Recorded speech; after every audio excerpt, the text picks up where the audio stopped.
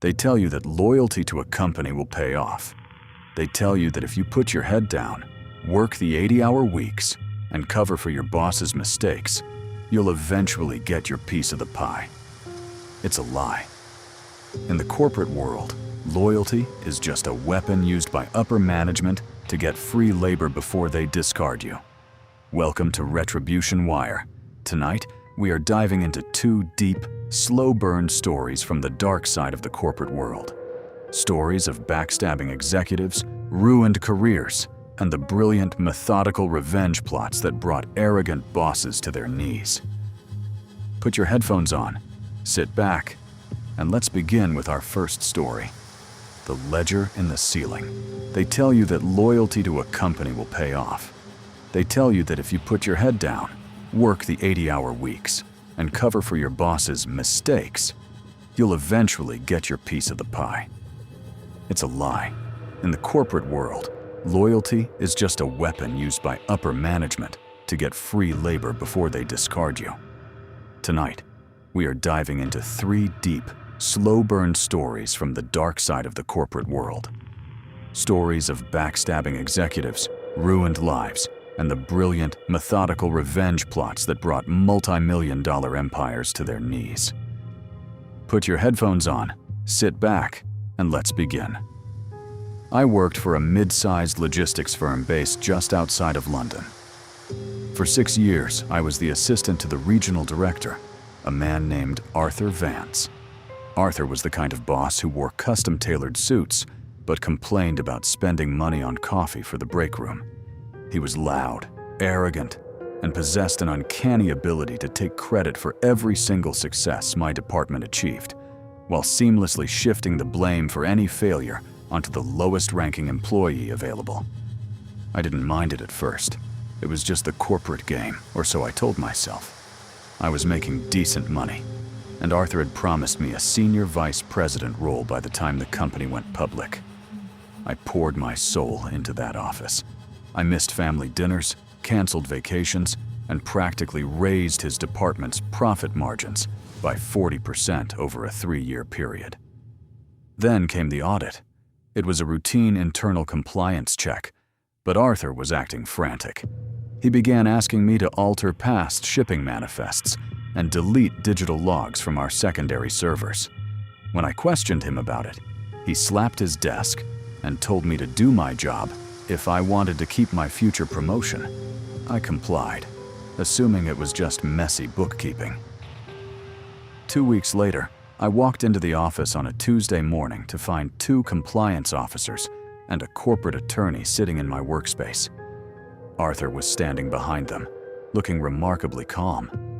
Too calm. The attorney looked up at me and said, "We've found significant financial discrepancies in the overseas shipping accounts. Over £400,000 are missing, and every single unauthorized digital signature traces directly to your employee login credentials." My blood went cold. I looked at Arthur. He sighed, shaking his head with a perfectly practiced look of deep disappointment. "I'm sorry," Arthur told the attorney. "I had no idea they were abusing their access level. I trusted them completely. They didn't arrest me on the spot, but I was suspended immediately pending a full investigation. Arthur had used my login to sign off on his fraudulent transactions, and he had wiped the security logs that showed he was the one in the office during those late-night hours. He had spent years setting me up as his designated fall guy. I sat in my apartment for 3 days in absolute silence. The despair was heavy, but on the 4th day, it turned into a cold, calculating anger. Arthur thought he was a genius, but he made one critical mistake. He forgot that I was the one who physically managed his office. 2 years prior, Arthur had demanded that our physical invoice archives be moved out of the main filing room to make space for a private lounge area. He told me to shred them. I didn't. I had packed them neatly into 4 heavy cardboard boxes and hidden them deep within the drop-ceiling tiles of an abandoned storage closet on the 3rd floor, a room completely out of range of any security cameras. Those boxes contained the original physical paper invoices, signed by Arthur's own hand, matching the exact dates of the missing digital funds. More importantly, they contained copies of secondary bank routing numbers he had written down on his personal notepad, which I had saved because I never threw anything away. I knew going straight to corporate wouldn't work. The board of directors would protect a regional director over an assistant to avoid a public scandal. I had to play the long game. I waited 3 weeks until the investigation reached its peak. Through an old friend still working in IT, I learned that the corporate board was holding their annual general meeting at the London headquarters. Arthur was scheduled to present his quarterly report, where he would undoubtedly frame my termination as a successful cleanup of internal corruption. The night before the meeting, I used an old emergency keycard that IT had forgotten to deactivate. I entered the building at 2 a.m., wearing a heavy janitorial uniform I had purchased online. I bypassed the main elevators and took the service stairs to the third-floor storage closet. My heart was hammering against my ribs as I reached up, pushed aside the dusty ceiling tile, and pulled down the boxes. I spent the next 4 hours using the high-speed scanner in the legal department's empty floor. I didn't just scan the documents. I built a digital interactive timeline. I linked every physical signature directly to the fraudulent digital logs. I included copies of Arthur's personal notes, alongside bank statements showing cash deposits into an offshore account in the Cayman Islands under his wife's maiden name, information I had discovered by digging through his office trash over a year ago.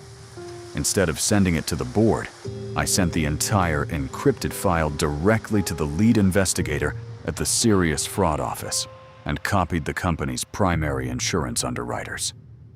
If the insurance company knew the director was committing fraud, they would pull the firm's liability coverage instantly. At 9 a.m. the next morning, Arthur walked into the boardroom, completely oblivious. According to my IT contact, Arthur was precisely 12 minutes into his presentation when the door opened. It wasn't corporate security. It was federal fraud investigators, accompanied by uniformed police officers. They didn't just ask Arthur to step out. They handcuffed him right there at the projector screen, in front of the chief executive officer and the entire board of directors. The company tried to keep it quiet, but because the insurance underwriters pulled out, the firm's stock plummeted by 35% within 48 hours. Arthur was eventually sentenced to 4.5 years in federal prison. As for me, the corporate board offered me my job back with a significant raise to avoid a wrongful termination lawsuit. I declined. I took their hefty out-of-court settlement money instead and used it to buy a small logistics consultancy firm of my own. Arthur thought he could use my loyalty as a shield. Instead, he learned that the person who builds your kingdom is the exact same person who knows precisely which pillar to pull to make it crumble.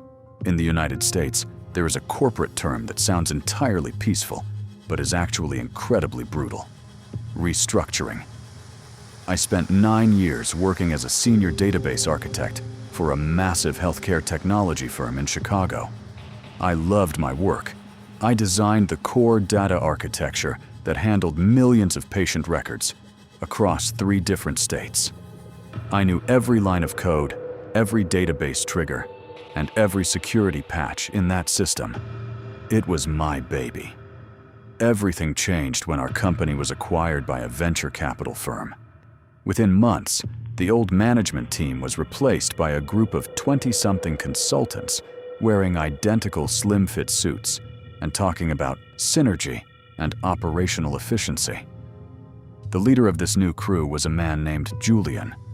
Julian had an MBA from an Ivy League school, but couldn't write a single line of SQL code to save his life. To him, the engineering staff weren't people. We were just expensive numbers on a spreadsheet that needed to be reduced.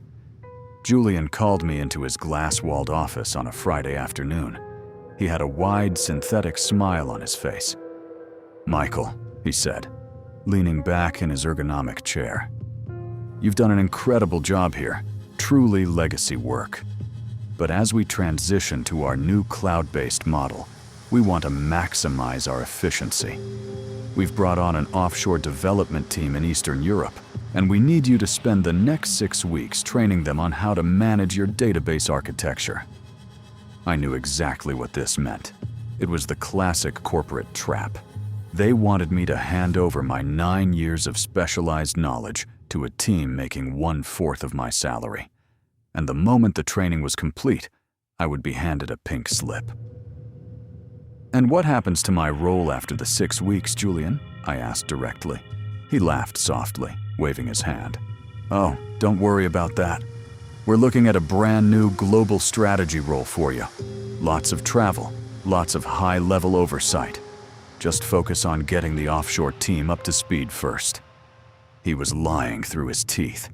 I knew it, and he knew I knew it. But if I refused to train them, I would be fired immediately for insubordination and lose my severance package. I had to play along, but I decided right then that if I was going down, I was taking Julian's career with me. Over the next 6 weeks, I conducted daily video calls with the offshore team. They were smart, capable engineers, and I didn't hold any grudge against them. They were just trying to make a living. But I didn't teach them everything. A complex database system isn't just about the code you can see. It's about the subtle balance of server loads, memory allocation, and custom-written maintenance scripts that keep the data from corrupting under heavy use. Every night, our main system ran a massive, automated data synchronization protocol at 2 a.m. For 9 years, I had manually adjusted a custom script that prevented the servers from overloading during this process. It was a delicate piece of engineering that required constant human monitoring. During the training sessions, I gave the offshore team the standard documentation, but I completely left out the manual adjustment procedures for the 2 a.m. protocol. I also did something else entirely legal, but highly strategic. I clean compiled all of my personal proprietary optimization tools and deleted them from the company's local drives. Those tools belonged to me, written on my own time, and were not part of the company's intellectual property. Without those tools, managing the database was like trying to steer a cruise ship with a kayak paddle. On the exact final day of the 6-week training period, Julian called me back into his office. The synthetic smile was gone, replaced by a cold, clinical expression. "Michael, due to a strategic realignment of our engineering resources, your position has been made redundant. We appreciate your years of service." He slid a standard severance agreement across the table. It offered me 3 months of pay in exchange for signing away my right to sue the company. I picked up the pen, signed it immediately, packed my desk into a cardboard box, and walked out of the building by noon. I didn't say a word of anger. I just smiled, shook Julian's hand, and wished him the best of luck with his new efficient model. I spent the weekend at a lakeside cabin, completely disconnected from the digital world. I turned off my phone and slept for 12 hours straight. On Tuesday morning at 6 a.m., my personal phone began to vibrate violently on the nightstand. It was an unrecognized number with a Chicago area code. I let it go to voicemail. 2 minutes later, it rang again. Then a text message arrived. It was from Julian. "Michael, please call me immediately. It's an emergency. The entire patient portal is down." I ignored it and poured myself a cup of coffee. I walked down to the lake and watched the sunrise. At 9 a.m., I finally checked my phone. I had 17 missed calls from Julian, 4 from the Vice President of Technology, and 2 from the Human Resources Director. I dialed Julian back.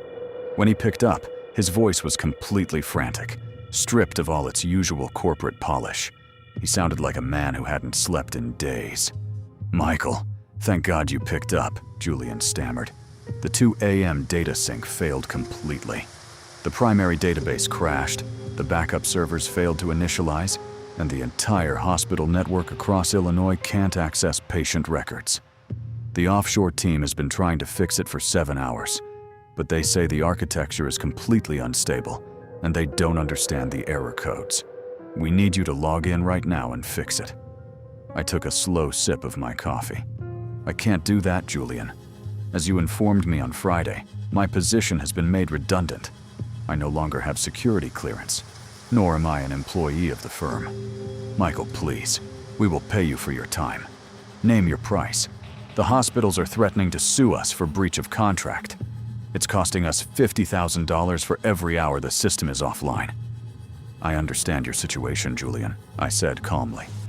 "But as an independent consultant, my corporate emergency rate is quite high.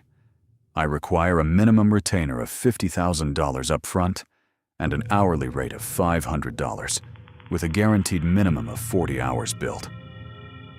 Furthermore, I require a signed release from your legal department stating that I am completely exempt from any liability if the data recovery is incomplete." There was a long, agonizing silence on the other end of the line. I could hear Julian breathing heavily. He knew that if he agreed to this, upper management would demand to know why an employee he just laid off was suddenly being paid a massive consultant fee to fix a disaster he caused. But he had no choice. If the system stayed down for another day, he would be fired anyway. "Fine," Julian whispered. "Send over the contract. I'll have HR sign it within 10 minutes." I sent over the paperwork, which I had already drafted over the weekend using a standard online template. The moment the $50,000 cleared into my bank account, I opened my laptop. It took me exactly 22 minutes to fix the issue. I didn't even have to write new code. I simply uploaded my personal optimization tools back onto the server, adjusted the memory allocation thresholds that the offshore team had broken, and restarted the synchronization protocol. The system bounced back online instantly. I spent the next 38 hours of my guaranteed contract time sitting by the lake, reading books, and occasionally checking the server logs to make sure everything was running smoothly. I made $59,000 for less than half an hour of actual work. 2 weeks later, my contact inside the company informed me that the venture capital board had conducted a review of the incident. Julian's efficiency plan had cost the company over $300,000 in hospital penalties, plus my consultant fees. Julian was quietly let go the following month. Last I heard, he was working as a junior recruiter for a minor staffing agency, his dreams of corporate stardom completely shattered. They thought they could extract my mind, discard my body, and replace me with a cheaper alternative. But they forgot one fundamental law of architecture. If you don't understand how the foundation was poured, you shouldn't be the one trying to remodel the house. 2 stories. 2 different corporate worlds. But the lesson remains exactly the same. Never mistake an employee's quiet dedication for weakness, and never assume that a corporate title makes you untouchable. The people who work in the shadows, the ones who manage the databases, file the paperwork, and build the designs, are always the ones who hold the true keys to the kingdom. Thank you for listening tonight. If you enjoyed these stories, make sure to hit the like button, leave a comment below with your favorite story, and subscribe to the channel for more immersive audiobooks from the dark corners of the modern world. Until next time, keep your eyes open and watch your back in the office tomorrow.